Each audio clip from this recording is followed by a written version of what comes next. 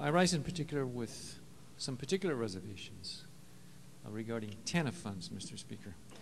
I believe that those are the unkindest cuts of all, in addition to what the minority leader has eloquently spoken in regards to the charter schools and how this budget repudiates rather than builds and nurtures the people, especially those who are the weakest and the more vulnerable among us. Mr. Speaker, I'm reminded that Father Mark, when he opened the prayer, said, "Be the voice for those who are poor, remember the weak." I think this budget forgets them. I think this budget skips over them. Temporary assistance to needy families is what TANF is all about. And I think what best summarizes the spirit of that is the saying, "Give a man a fish and you feed him for a day. Teach a man to fish and you feed him for a lifetime." That's where we were going, teaching people how to fish rather than throwing them a fish. And I've seen this self-help formula work all over the world to raise people out of poverty. It works. It's one that we've been using until now. We're going to pull back and we're saying to the poor, we don't believe that you have the human value and personal worth that we can teach you how to fish. We want you to sit on the side, and we don't want to build you up to be self and independent. Some of the things that we're going to be denying the poor and the weakest and most vulnerable among us is, for example, the biggest and the unkindest cut is $12 million for youth development and family strengthening programs. Mr. Speaker, you know when you're poor, there's a tendency to pull the social fabric from out underneath one's family, one's academic standards, and one's achievements. These are community-based programs that help needy children and their parents by teaching life skills, healthy choices, promoting academic achievement, and Mr. Speaker, in particular, fostering job readiness. That's what teaching somebody how to fish is all about. The second biggest cut, Mr. Speaker, in these TANF funds is $5.6 million in child care subsidies for working parents. Every one of us in this chamber know without child care, we couldn't be here.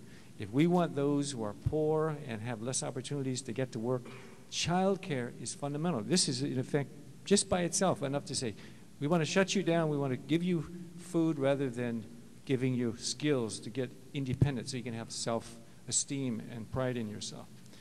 Lastly, this budget TANF cut has $3 million taken out of connecting needy families to new jobs. Again, a very core program. And there's another $3.2 million that's taken from children at risk from abuse and neglect.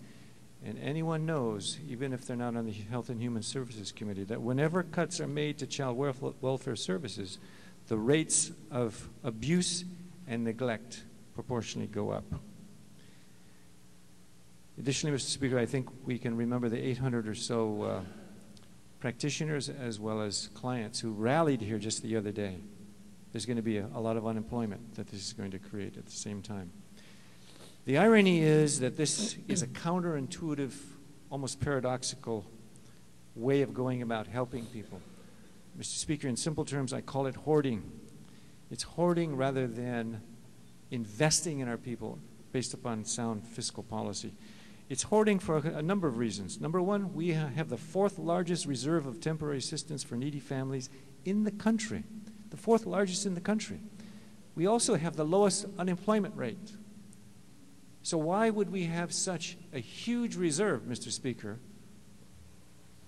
and then want to have another $22 million thrown on top of it? It's hoarding. It's not a good use of money sitting idly. Right now we have 110% of our annual TANF already in reserves. 16 states hold 0% in their TANF funds. Mr. Speaker, we get $100 million a year from the feds. You know, that's not chicken feed, $100 million, and we want to stockpile even more of that so we can deny these people those services, so we can deny those self-affecting personal growth strategies for the sake of hoarding funds. Finally, Mr. Speaker, this budget is not only based on hoarding, it is also based upon a total lack of confidence in the Lingle administration. Many times I've stood and I said, this is Eiffel-phobia, I-F-O-L phobia. And in this case, take the L for Lingle and substitute Lillian, like in Lillian Kohler, the Director of Department of Human Services. Mr. Ward, Representative Dillon, would you time? No. Representative Bertram, you time. Please proceed, Representative Ward. Thank you, Representative from Kihei. Mr. Speaker, I was trying to talk about the irrational fear of Lillian Kohler, knowing that these are the professional welfare people. They know what they're doing. What do we as a body know more than what they know? Because if you look at the record, since 2000, the welfare rolls have gone from 16,000 people down to 6,000. That is an accomplishment in itself. Also, Mrs. Kohler has leveraged literally hundreds of millions of dollars in federal funds. In short, she knows what she's doing. So why does this legislature think it knows better in taking the money and taking the rug out from underneath those poor and the vulnerable? I don't understand it. The fallback, the fail-safe, the safety net, if you will, if these doomsday predictions that are based upon this hoarding, that is, unemployment is going to go sky high like it did in the 90s. In the 90s, Mr. Speaker, we had $150 million in reserves, and we still made it through those rough times. We're going to build up to that same scenario, but yet we are still, again, the highest, or the lowest unemployment with the highest job creation rate in the nation.